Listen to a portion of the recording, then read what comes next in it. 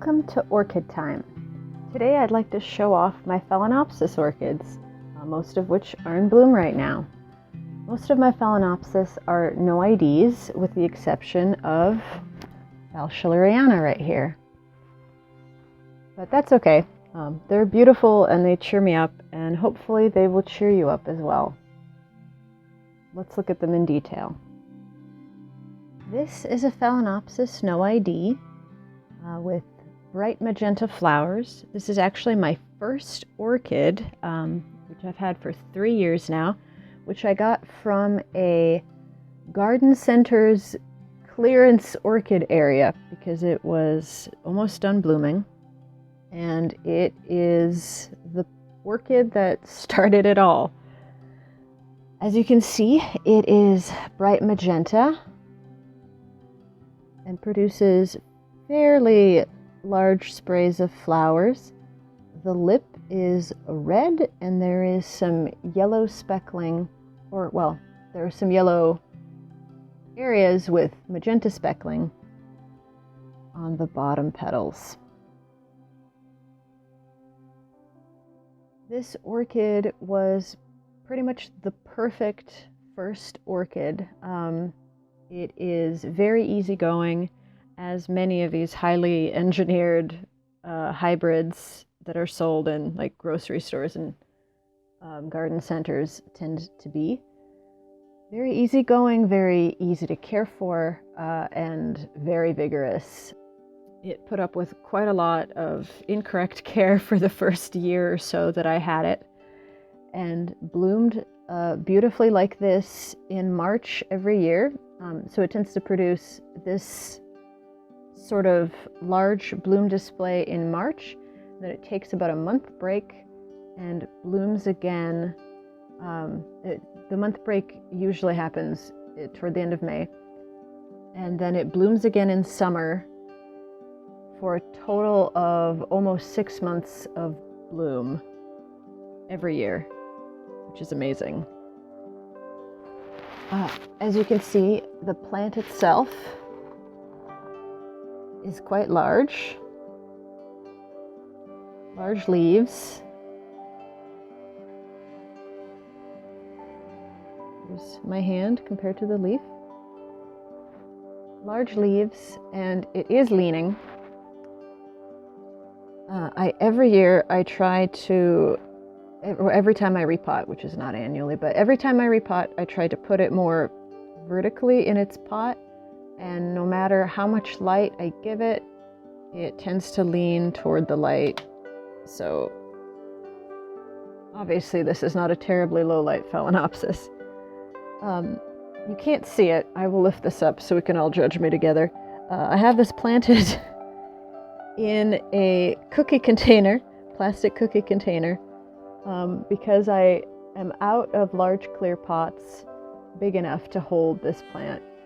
It is heavy and it tends to overbalance in a smaller pot even if the roots fit into it.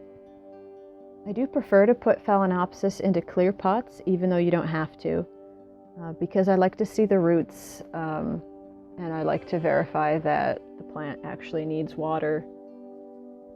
I do keep them potted in bark. You can see coarse bark for this phal. Just bark, nothing else, and nothing else in the mix.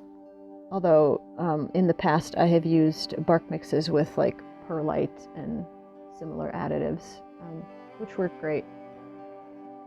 As I mentioned, this plant is extremely easygoing and doesn't really care what it's potted in, no matter what I do, whether I fertilize it or not, as in the early years I don't think I fertilized it. Whether I fertilize it or not, it grows very vigorously. It puts out 2 leaves a year and a massive flower spike at least once a year, and then for the second bloom it usually reuses an old spike. It does not send up a new spike for its second bloom, which happens in summer. This is a typical grocery store or garden center hybrid Phalaenopsis, high performing. We all have one of these, and they are beautiful, reliable bloomers. This is another Noid Phalaenopsis, but this one is Polaric. as you can see, the inner petals, or all the petals, actually look like a lip. The sepals are a dark burgundy color, and the petals have pink and white splotches. This Phalaenopsis is actually a keiki, together with its sibling right here. They are keikis of a grocery store Polaric Phalaenopsis that my roommate actually got from Trader Joe's 3 years ago. That plant was with us until early 2019. It died last year because I repotted it incorrectly. It was only the second Phalaenopsis that I'd ever taken care of. And again, that was before I knew what I was doing with orchids. And it taught me a big lesson about repotting grocery store phals out of their sphagnum moss plugs directly into bark. Don't do that. I now know better, but I repotted that plant from its incredibly dense plug into a coarse bark mix, and it lost all of its roots, which I did not realize quickly enough. It eventually just completely desiccated, but before it died, it produced 2 keikis, and this is one of them, blooming for the first time this spring. And here they both are, together. So these keikis were also badly desiccated because their parent plant was badly desiccated, and they were my adventure in rescuing orchids. When I initially separated them from their parent, which was rootless, they did have a number of aerial roots. The larger one, I think, had 1 or 2 roots. The smaller had just the beginnings of its own roots, and I was very concerned that being nearly rootless, they would not survive. But I potted them in just plastic, like a large plastic container without drainage, and I put a little bit of coarse bark at the bottom, sort of as a drainage layer, and then a bunch of sphagnum moss, and just nestled them in the moss so that they would sort of be in a very humid environment, like a humidity chamber, and hopefully, fingers crossed, they would grow roots, and they did. They did great. As soon as they had enough roots to be potted on their own, I potted them individually, and they responded fantastically well. The larger one here really bounced back very well because it had roots to start with, and it has grown very well in the last year since its separation from its parent plant. I up-potted it just this spring into this cup, and it's really doing very well. The flowers look exactly like those of its parent, which makes sense because it is a clone. They're not my favorite flowers, but because these guys are survivors, I am fond of them just for nostalgic reasons. The smaller plant has struggled. It has grown roots quite well. And I also up-potted it into this sort of improvised small pot made out of a cup that I cut down. Both of them are growing well in a medium bark mix with sphagnum moss, kind of layers of sphagnum, and they seem to be doing well in that. The smaller one is struggling for some reason, and I'm not sure why. It's also very purple. So they receive exactly the same care, and they're next to each other on the windowsill, so they're experiencing the same temperatures. But as you can see, the larger one has deep green leaves, and the smaller one has a distinct purple tinge to the leaf. Now, the flowers are purple or burgundy, so the plant does produce a large number of anthocyanins, and it's not a massive surprise to see purple in the leaves. But it is weird to me that one has them and one does not, even though they receive identical care. I'm hoping that the smaller one will grow a little bit better now that it's been repotted. It was struggling in its initial potting situation because it did grow roots very well, and I had it in a tiny pot that didn't necessarily allow for roots as long as it wound up growing. So in its larger home, I'm hoping it will be happier. So these have been my 2 Polaric Phalaenopsis cakeys, which are offspring of one of our first phals that has since died. Next up is another Noid Phalaenopsis. This one is white with small flowers, and it has produced a large spray of them. And it is this year, and it is reblooming for the first time in my care. So I'm very pleased to see these flowers. As you can see, the flowers are white in the front, and then the center has a bit of pink speckling and a little bit of yellow color, and the lip has a tiny bit of yellow on it also. And the backs of the flowers, I don't know if this will be terribly visible, but the backs of the flowers have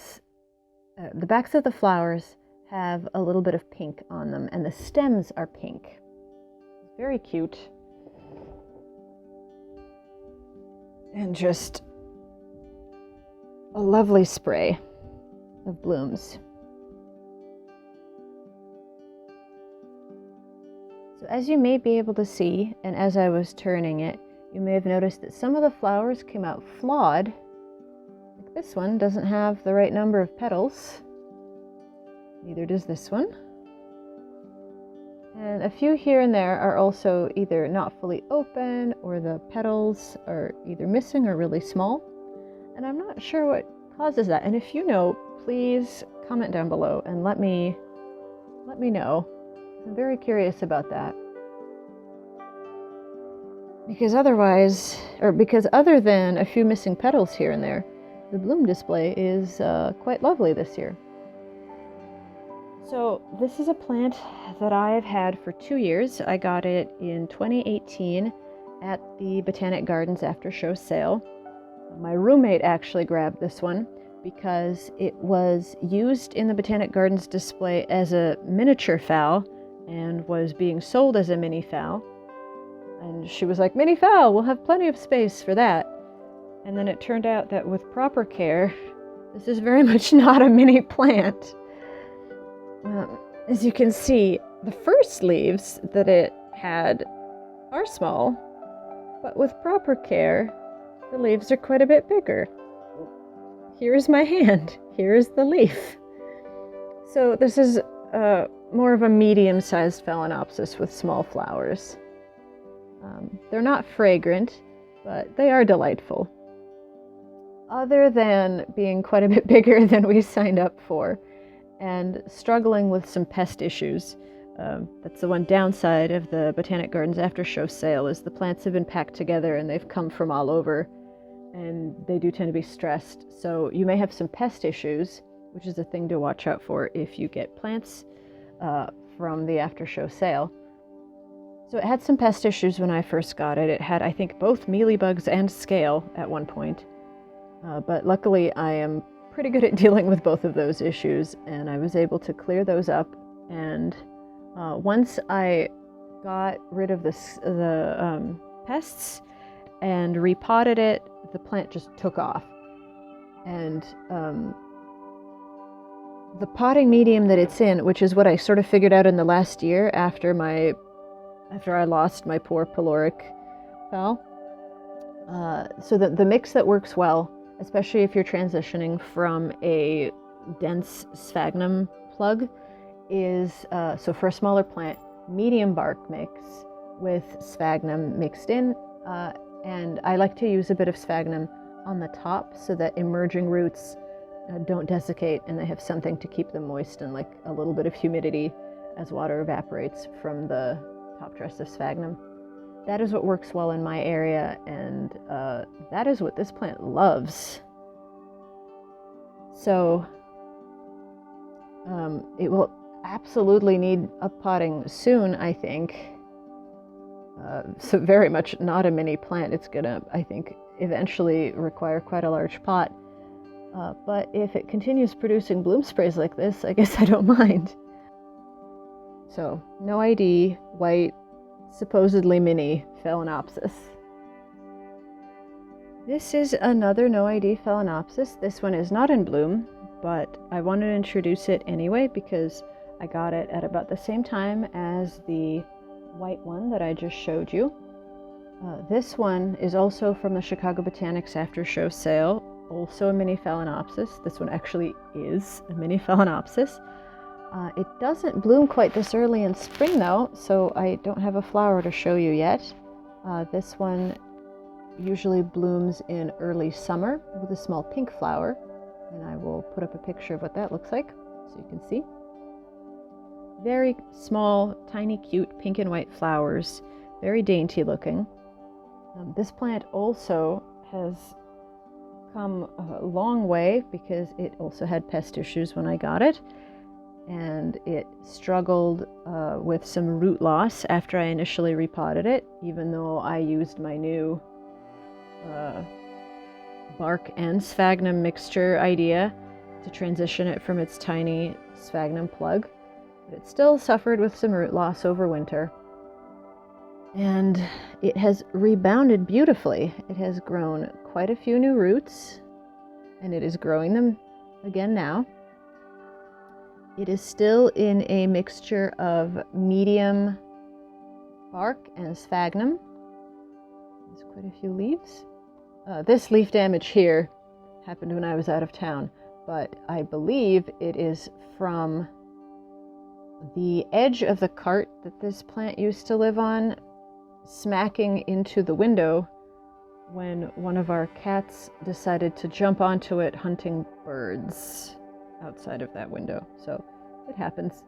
The plant has grown beautiful new leaves in the meantime, and hopefully in the coming year it will grow a new leaf and cover that smashed leaf. So hopefully we will have flowers to show you in just a few months' time when this guy typically blooms. So just to give a quick care recap of how I care for my Phalaenopsis in general, all but the Schilleriana grow in a bark mix, either coarse bark if it is a large plant, or medium bark with some sphagnum mixed in for the smaller plants, especially younger ones. I grow them on windowsills with no supplemental light. Most of them are in a northeast windowsill. Others are in northwest windowsills, so low light. I water Phalaenopsis about once a week in winter, maybe a little bit more often in summer, but basically I just check to see if the roots have silvered before I water. I feed every other watering to every third watering with MSU fertilizer and tap water. And the humidity is just the ambient humidity of the house. Temperatures are also just the ambient temperatures, although on the windowsill in winter, they do get as low as 60 or possibly even 55 degrees Fahrenheit on the windowsill in winter, which is what triggers most of them to spike. So that is fine. So these have been my Phalaenopsis, most in bloom, some not. There will be updates for the ones that are not yet in bloom. I will show you hopefully in a future bloom video. If you would like to see that, and if you're enjoying seeing my collection so far, please subscribe. I will be putting out videos not on a strict schedule, but hopefully pretty frequently about my plants and how the collection is doing, and definitely whenever anything is in bloom. So give this video a like if you enjoyed it, a dislike if you think I could use improvement, or please leave a comment with suggestions, or if you have some of the same plants. Thanks for watching.